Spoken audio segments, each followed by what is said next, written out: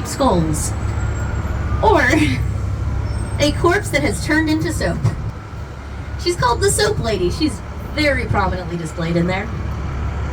And you might wonder a few things about this. One is, why is she soap? Well, I can tell you that one. That's science. They buried her, and she was in an alkaline, airless environment, and she turned into a soap-like substance. So that's that. The other question is, why is she there? I know the answer to that, too. It's not a very nice story, though. So, Philadelphia used to have lots of little graveyards all over the city. We started digging them up and moving them out to larger graveyards out on the edges of the city.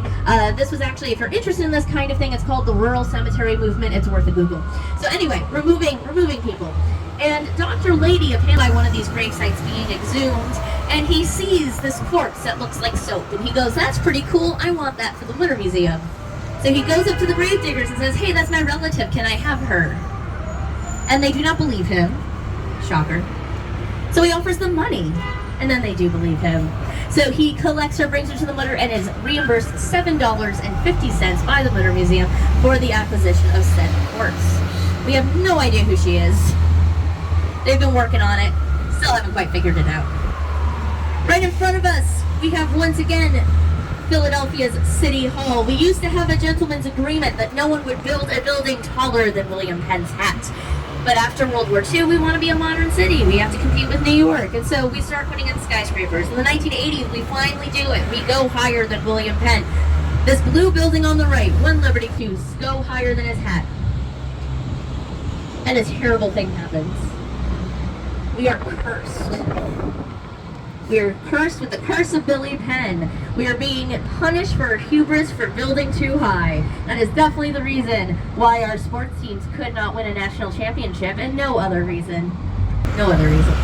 So, really rough time to be at Philadelphia, but luckily Comcast came to the rescue. Comcast decided they needed a very tall building. It was going to be the tallest in the city.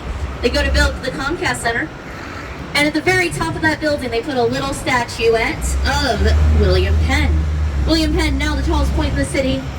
That same year, 2008, we won the World Series. It's also the year that the Philadelphia Police Department discovered that Philadelphians like to climb things when we're excited. Why we grease the poles now every time there's a big sport event.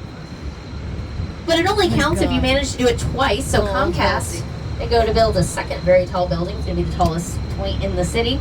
They're not taking any risks. They put another little William Penn up there. And that's the year we won the Super Bowl.